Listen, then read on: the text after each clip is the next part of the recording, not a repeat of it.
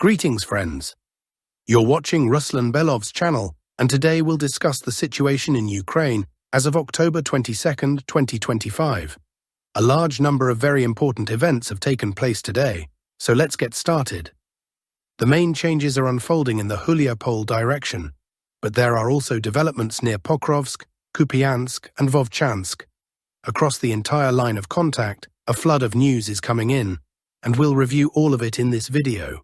Let's begin with several interesting clips from the Orikiv sector. Yesterday, the armed forces of the Russian Federation broke through Ukrainian defenses near Tokmachka. During that assault, they managed to enter the settlement and secure positions in its central part. Here again are the combat footage segments showing how Russian forces stormed Tokmachka under Ukrainian FPV drone strikes. And today, reports indicate that the Russian army has taken full control of Tokmachka. Consolidation and clearing of basements are now underway. It's likely that an official confirmation from the Russian Ministry of Defense will follow soon. The Ukrainian side attempted a counterattack from Orikiv using heavy equipment, but all of it was destroyed on the approach to Tokmachka. So, apparently, the Ministry of Defense will soon confirm full control and clearance of this settlement, an important stronghold for any further advance toward Orikiv. From the eastern Zaporizhia direction come today's most significant updates. Let's go step by step, starting with the Poltavka fortified area. Since early morning, pro-Ukrainian mapping services have been adjusting their maps, now showing Russian forces pushing westward beyond the town limits of Poltavka. It's becoming increasingly clear that the Russian army, methodically cutting through this sector, is advancing toward Huliapol. Today, both the Russian Ministry of Defense and pro-Russian sources confirmed full control over the village of Pavlivka, which was previously part of the Uspanivka defensive line.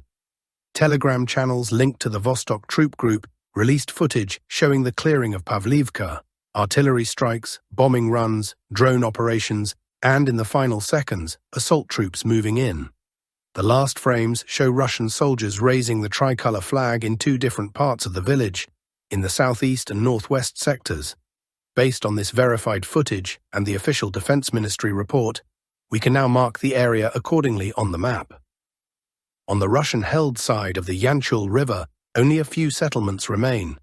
The village of Privolne, some nearby farm clusters, and Krasnohorska. In the near future, Russian forces will likely focus efforts on these settlements, possibly in parallel with a river crossing and the start of combat for the central sector of the Uspanivka fortified zone. Moving slightly north, we reach Novopavlivka, and this is where the biggest updates are coming from today. Pro-Ukrainian mapping services quietly adjusted their maps to show that Russian troops managed to cross the Volchia River and capture a small forest belt on the Ukrainian side. The Russian Ministry of Defense, however, was more generous in its wording. According to their statement, Russian forces from the central group fully cleared the settlement of Ivanivka. Yesterday, on October 21st, maps still showed this area under Ukrainian control. But today, the entire settlement is marked in red, meaning Ivanivka is now firmly held by Russian troops. Meanwhile, new videos emerged showing airstrikes on Ukrainian positions, specifically targeting the 225th Assault Regiment near the village of Prosian.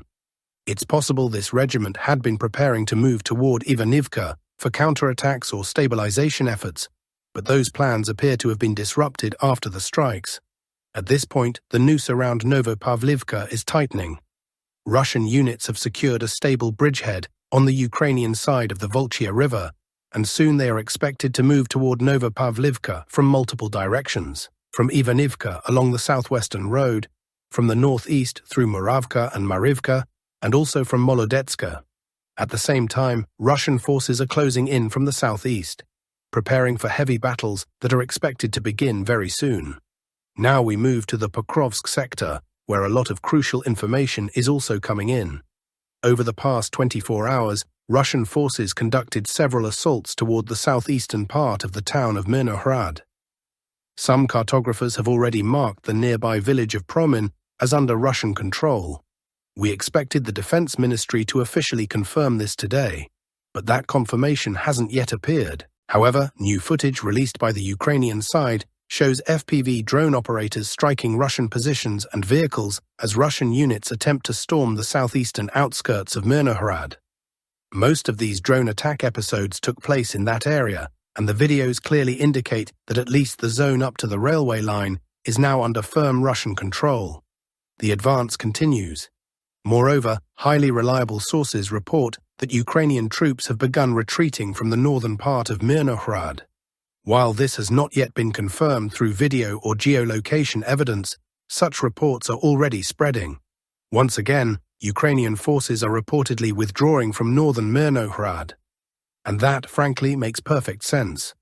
Russian troops have crossed the railway line in central Pokrovsk and are gradually advancing northward. There's now a strong possibility that the Ukrainian grouping inside Mirnohrad will soon find itself completely encircled. This seems to be only a matter of time rather than a question of possibility. That's why the Ukrainian side is hastily retreating. The simultaneous attacks on the southeastern and southern sectors of Mirnohrad may be intended to pin down Ukrainian units and prevent them from pulling out of the city altogether. The coming days will undoubtedly be difficult and decisive, and to be honest, it's highly likely that the entire Mirnohrad agglomeration has only a few days left before it's fully taken. No one is speaking in terms of weeks or months anymore. That's now completely off the table. Slightly to the northeast, near the breakthrough point, reports are coming in that the Ukrainian side managed to improve its positions in the area of the settlement of Kucheriv Yar. According to Ukrainian sources, their counterattacks have virtually destroyed, as they put it, the northern pocket. However, so far, there are no geolocations or visual confirmations to back this up. We're waiting for additional verified data from that sector, but overall, the situation there looks suspicious and unclear. It's now increasingly obvious that Mirnohrad and the entire Pokrovsk agglomeration may collapse within the next few days. At the same time, we're receiving reports of Ukrainian counterattacks further north, attempts that are steadily consuming what remains of their manpower and reserves. In short, everything remains complicated, and for now, it's difficult to fully trust any single source. We're awaiting more details and confirmation before drawing conclusions. Now to the Lyman sector. Today it has been confirmed that Russian forces have managed to secure positions in the northern part of the settlement of Stavky. There's a high probability that within the next 2 or 3 days, Stavky will come fully under Russian control. Once that happens, the Russian army will be able to launch a direct assault on the city of Lyman from 2 directions, from the north via Stavky and from the east via Yampil and Zareshny. The Ukrainian side is attempting to pull up additional reserves to stabilize the line, but with the sky under total Russian fire control, almost no equipment manages to reach the front. Moving on to the Kupiansk area, where both new reports and confirmed changes are coming in. Active Russian attacks are ongoing on Ukrainian positions near the settlements of Kurilivka and Petropavlivka. After taking full control of Pishcheny, Russian forces didn't stop. They are now advancing toward Kurilivka. Simultaneously, attacks are being carried out from Sinkivka toward Petropavlivka. So far, no significant ground gains have been recorded there, but fresh reports arrive daily. There were also airstrikes near the settlement of Osinov. Russian aviation hit a temporary Ukrainian troop deployment site, destroying an armored vehicle that was moving along a local route near the river crossing. The strike was carried out using an FPV drone, and the location is about 8 kilometers from the front line.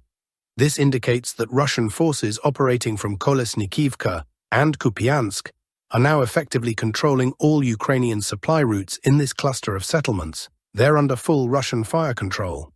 The situation for Ukrainian troops here is becoming critical. As for Russian progress inside Kupiansk itself, today there's confirmation of movement in this particular area where Russian forward positions were located. Yesterday, we mentioned that Russian forces had reached the main supply road and taken it under physical control. The same is now confirmed.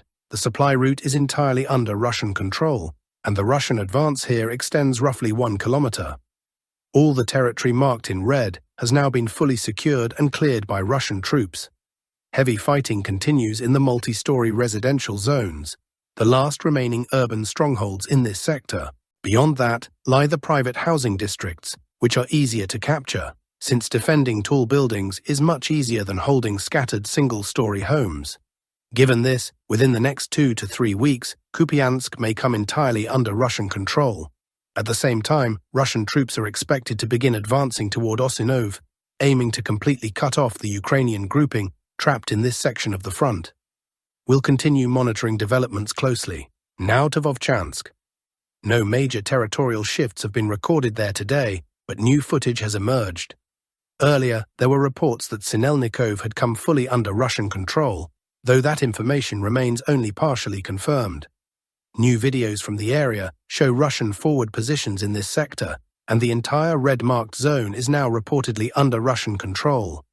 Previously obtained materials had already shown Russian units leveling the front line in this area, and the latest visuals simply reinforce that assessment. The entire zone is now in Russian hands, with advancing units operating successfully in the northern outskirts of Sinelnikova. Some sources also claim that Russian troops are now actively storming the Vovchansk outskirts, the so-called Vovchansk farm clusters, and doing so with notable success, though visible territorial gains have not yet been confirmed. Remember, confirmation footage usually appears with a delay of 1 to 2 days. So if this information checks out, we'll see the updates on the maps very soon. And of course, I'll report it as soon as that happens. Now to the Lipty direction. Today, Russian positions were attacked near the settlements of Hluboka, Novopavlivka, and Zeleny. These 3 settlements saw Ukrainian strikes against Russian forces. In response, Russian troops launched their own attacks on Ukrainian positions inside Lipty itself and destroyed another temporary Ukrainian base near the settlement of Udi. That's the situation there for now. Let's move further to the Sumy direction. Russian assaults continue toward the settlement of Moraine, where Russian troops are attacking Ukrainian positions and clearing minefields along roads and fields using artillery fire. Heavy clashes are also ongoing near the settlement of Sadki, particularly in the forest belts to the east. There are no confirmed advances yet, but intense fighting continues. Ukrainian forces attempted to attack Russian positions near the settlement of Vorozhba. Several Ukrainian assault groups were destroyed in that area. The settlement of Alexeyevka remains largely under Ukrainian control, though its northern part is in the grey zone. Many doubted that Ukrainian troops had retaken Alexeyevka, but recent footage confirms their presence in the southern and central outskirts of the settlement. Nevertheless, Russian FPV drone strikes continue daily, both on Ukrainian positions inside Alexeyevka and further north near the settlement of Andriivka. There's no news today from Kondrativka. That's all for now. Thank you all for watching. Don't forget to subscribe to the channel. See you soon.